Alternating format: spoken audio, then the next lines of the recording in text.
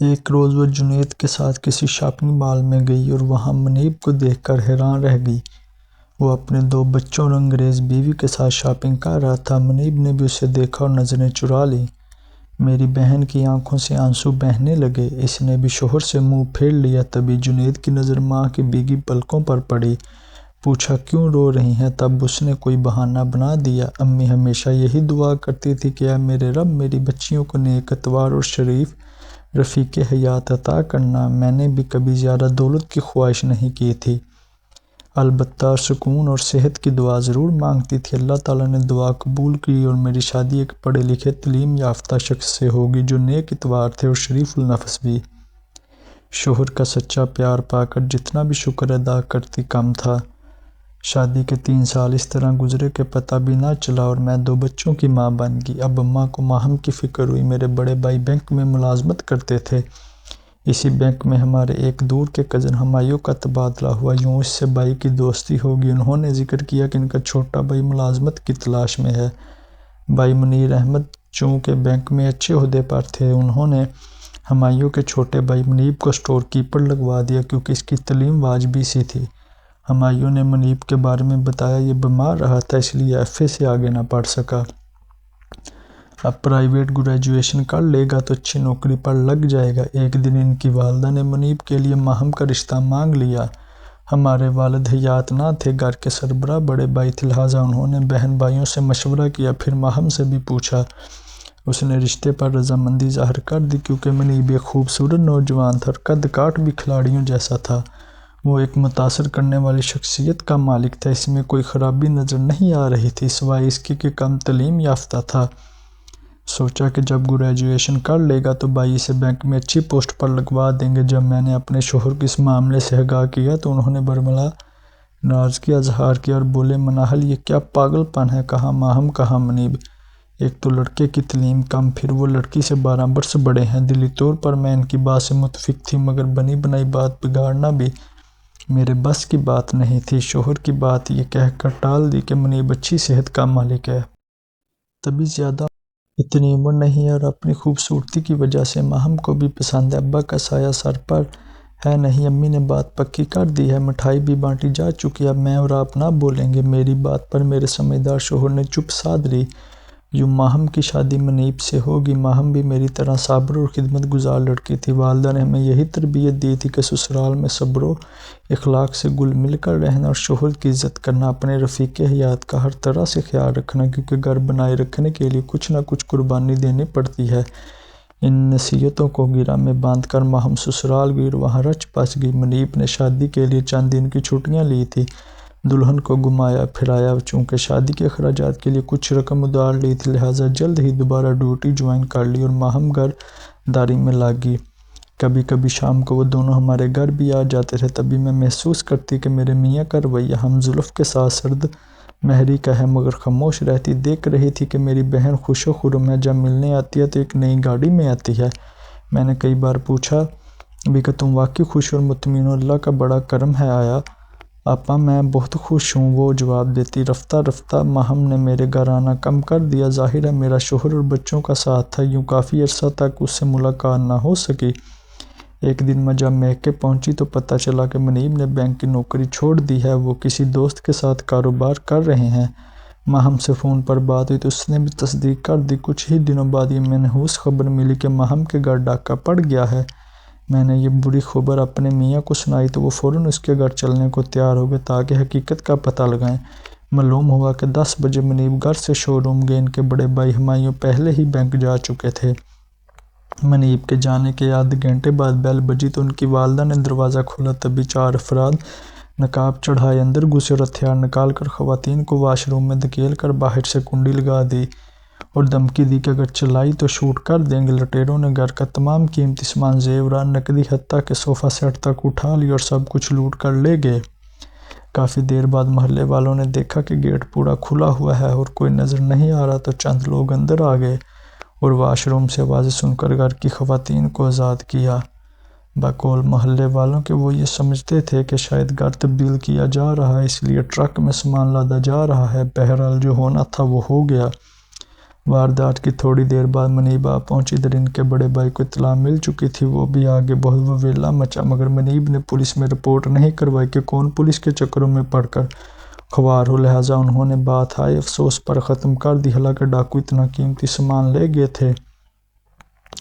چند دنوں بعد ہمایوں بھائی اپنی بیوی، بچوں اور والدہ کو لے کر الگ گھر میں رہائش پذیر ہو گئے۔ منیب نے علیحدہ فلیٹ گھر کرائے پر لے لیا۔ بہت دن گزر گئے، کسی کو خبر نہ تھی۔ لے دے کر ایک ٹیلی فون کا سہارا تھا جس پر کبھی کبھار گفتگو ہو جاتی تھی۔ ایک دن اطلاع ملی کہ منیب کی پارٹنرشپ ختم ہو گئی ہے اور جو پیسہ ملا ہے اس سے انہوں نے کراچی سے آگے کسی مقام پر زمین خرید لی ہے۔ اور اب زمینوں کے لین دین کا کاروبار کر رہے ہیں۔ اب ہفتوں گھر سے غائب رہنا وتیرہ بن گیا تھا، پھر ہفتے مہینوں میں تبدیل ہونے لگے اور منیب میاں گھر سے غائب رہنے لگے۔ معصوم بچے باپ کی شکل کو ترس گئے۔ وہ دن مجھے آج تک یاد ہے جب میں اپنے شوہر اور بچوں کے ہمراہ ماہم سے ملنے اس کے گھر گئی۔ میں نے منیب کے بارے میں پوچھا تو بولی وہ 8-10 دن بعد آتے ہیں اور ایک دن رک کر چلے جاتے ہیں، پھر مہینہ بھر غائب ہو جاتے ہیں۔ جب آتے ہیں خالی جیب ہوتے ہیں، خرچے کو دینے کے لیے ان کے پاس پیسے نہیں ہوتے۔ کل سے میری بچی بھوکی ہے، دودھ کے پیسے بھی نہیں ہیں۔ وہ فسردگی سے بولی، تم ان سے کہتی نہیں ہو کہ کچھ تو بچوں کا خیال کریں؟ کہتی ہوں، مگر جواب میں بس تسلیاں دیتے ہیں کہ گھبراؤ نہیں، بہت جلد پیسے ملنے والے ہیں، بس چند دن اور صبر کر لو، وقت بدلنے والا ہے۔ مگر صبر سے بچوں کا پیٹ تو نہیں بھرتا۔ میں کہتی ہوں آپ تو گھر سے غائب رہتے ہیں، میں اکیلی عورت ذات کیا کروں؟ یہ سب میں تمہارے اور بچوں ہی کے لیے تو کر رہا ہوں۔ بہن کو روتے ہوئے دیکھ مجھے بہت دکھ ہوا، فوراً بچی کے لیے دودھ منگوایا اور میرے شوہر نے کچھ رقم دی کہ بہن کو دے دو، چند دن تو خرچ کر لے گی، باقی بعد میں دیکھیں گے۔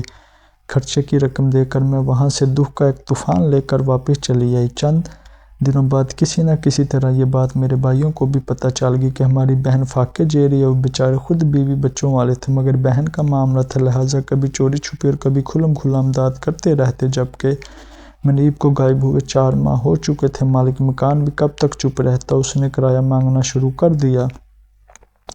اسی دوران ڈھونڈتے 2 افراد فلیٹ پر آ دھمکے اور منیب احمد کے بارے میں پوچھا۔ مالک مکان سے کہا کہ اس نے ہمارے 5 لاکھ اور اس پر سود بھی ادا کرنا ہے۔ بیچارے مالک مکان نے سمجھا بجھا کر کسی طرح ان کو چلتا کیا کہ منیب گھر میں موجود نہیں ہے، اس کے بیوی بچے ہیں، تم فون نمبر دے جاؤ، جو ہی وہ آئے گا میں تم کو اطلاع کر دوں گا۔ 2 روز گزرے تھے کہ 2 پڑھے لکھے شریف آدمی آگے کہا کہ منیب نے ہم سے گاڑیوں کا سودا کیا تھا، نہ گاڑیاں دی اور نہ رقم لوٹائی۔ وہ دروازے پر کھڑے احتجاج کر رہے تھے۔ جب صورتحال تھی، ماہم بیچاری نے گھبرا کر بھائیوں کو فون کیا۔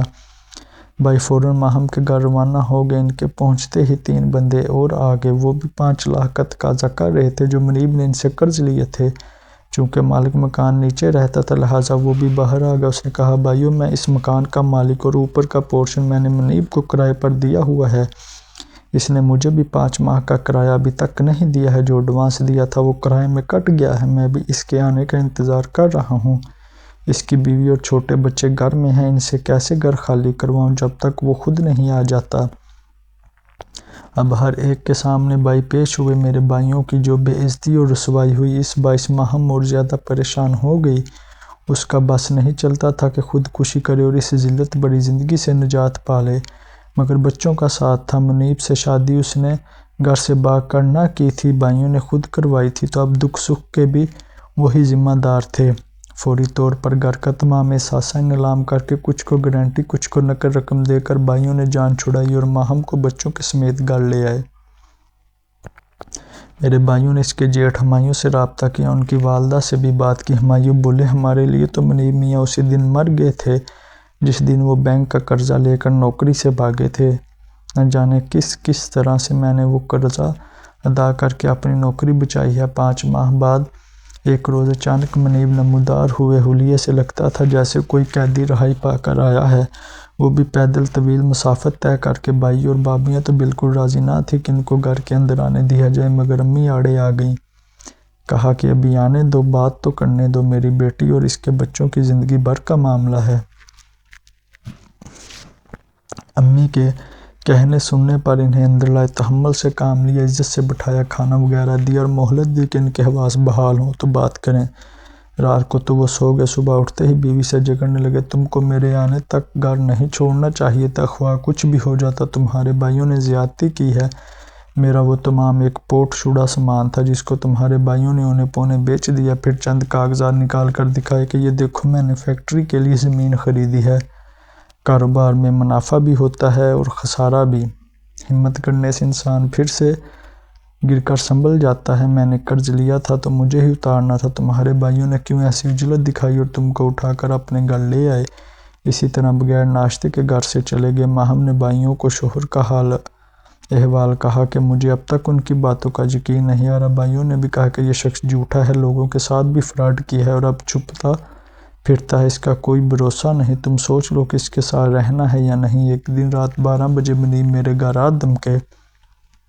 میرے شوہر تو پہلے ان کو پسند نہیں کرتے، لیکن چونکہ رشتہ داری کا معاملہ تھا تو گھر میں بٹھایا، آؤ بھگت کی تو کہنے لگے میں بس 2-4 دن میں کرائے کا مکان لے رہا ہوں، آپ لوگ ماہم کو سمجھائیے، میں اس کا ہر طرح سے خیال رکھوں گا۔ وہ میرے ساتھ چلے۔ میں نے فیکٹری کا لائسنس بھی لے لیا ہے۔ کب تک بھائیوں کے در پر پڑی رہے گی؟ آپ نے اس کا تمام زیور لے لیا تھا، وہ کہاں گیا؟ میں نے پوچھا۔ بیچ کر کاروبار میں لگا دیا، اس سے جو منافع ہوا تو زمین لے لی، اب زمین فصل دے رہی ہے، وہاں فیکٹری لگا رہا ہوں، بس جلد ہمارے دن پھر جائیں گے۔ تمہارے 3 بچے ہیں میرے بھائی، وہ تمہاری شفقت سے محروم رات دن تمہاری راہ دیکھتے رہتے ہیں، کبھی تم نے ان کی خیر خیریت معلوم نہ کی۔ کہاں سے بیوی خرچے پورے کرتی ہے؟ بچے ابھی تک اسکول نہیں جا پائے، بیوی دال دلیے کے لیے کس کس کا منہ دیکھتی ہے، رشتہ داروں کی مرضی دیں یا نہ دیں۔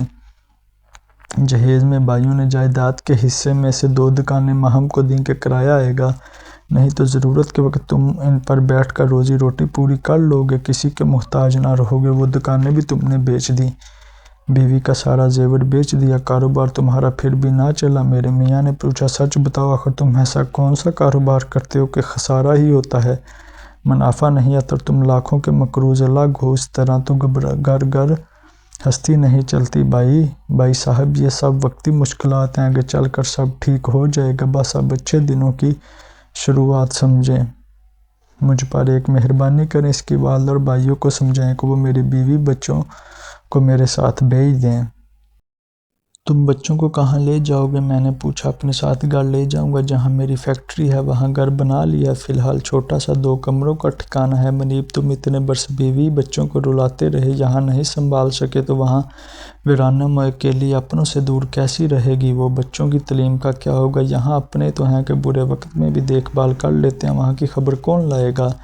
یہاں شہر میں ہی کوئی گھر سیٹ کر لو، ہم خود ماہم اور بچوں کو تمہارے گھر لے آئیں گے۔ وہ کہنے لگے ٹھیک ہے، میں گھر لے لیتا ہوں، ہفتہ بھر لگے گا اسے سیٹ کرنے میں، تبھی آ کر لے جاؤں گا، لیکن آپ اپنے وعدے پر قائم رہنا۔ باتوں باتوں میں رات کے 2 بج گئے تو میرے میاں نے کہا کہ ان کو گیسٹ روم میں سلا دو، اب اتنی رات گئے کدھر جائیں گے؟ صبح میں نے ناشتہ دیا اور وہ جاتے جاتے یقین دہانی کرا گئے کہ بس 3-4 روز میں ہی آ رہا ہوں بیوی بچوں کو لینے، مگر افسوس صد افسوس، وہ جھوٹا شخص پھر نہیں پلٹا۔ دن پر دن گزرتے گئے، میری بہن کی آنکھیں دھندلا گئیں، اس کی اترتی ہوئی صورت اور بچوں کی بھوک پیاس کا درد محسوس کرتے ہوئے ہم نے اندرون سندھ اور جہاں جہاں ان کا تعلق تھا ہر جگہ پتہ کیا، مگر منیب کا کہیں سے سراغ نہ ملا۔ اس طرح ماہم کو شوہر کا انتظار کرتے 12 برس بیت گئے، بچے سیانے ہو گئے، گاہے بگاہے تینوں اپنے باپ کے بارے میں ماں خالہ ماماؤں ممانیوں سے سوال کرتے، سب دکھی ہو جاتے، ماہم تو خون کے آنسو روتی کہ مرنے والے کا صبر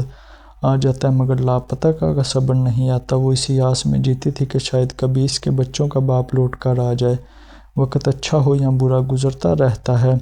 ماہم کا خرچ بھائیوں نے اٹھایا، بچے بھی جوں توں پل کر جوان ہو گئے۔ بڑا بیٹا جنید ہونہار نکلا، اس نے ٹاپ کیا اور اسکالرشپ پر برطانیہ میں اعلیٰ تعلیم حاصل کرنے چلا گیا۔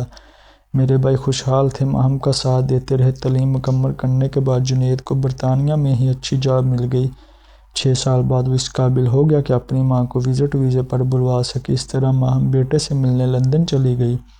ایک روز وہ جنید کے ساتھ کسی شاپنگ مال میں گئی اور وہاں منیب کو دیکھ کر حیران رہ گئی۔ وہ اپنے 2 بچوں اور انگریز بیوی کے ساتھ شاپنگ کر رہا تھا۔ منیب نے بھی اسے دیکھا اور نظریں چرا لی۔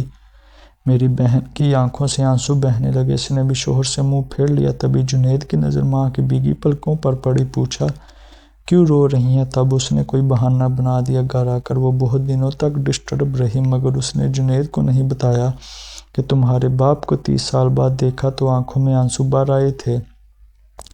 جنید کو باپ سے ملا کر کرتی بھی کیا، وہ پہچاننے سے انکار کر دیتا ہے، ایک اور دکھ اس کے دل پر آ گرتا، البتہ یہ اچھا ہوا کہ اسے دیکھ لیا۔ برسوں کی آس تو ٹوٹی، آس تھی تو سانس لینا محال تھا، اب ایک بار ماتم کر کے صبر تو آ گیا۔ بچوں کو نہیں بتایا کہ تمہارا باپ زندہ ہے اور اپنی زندگی جی رہا ہے، کیونکہ منیب کی زندگی میں ان کے بچوں کی جگہ تھی۔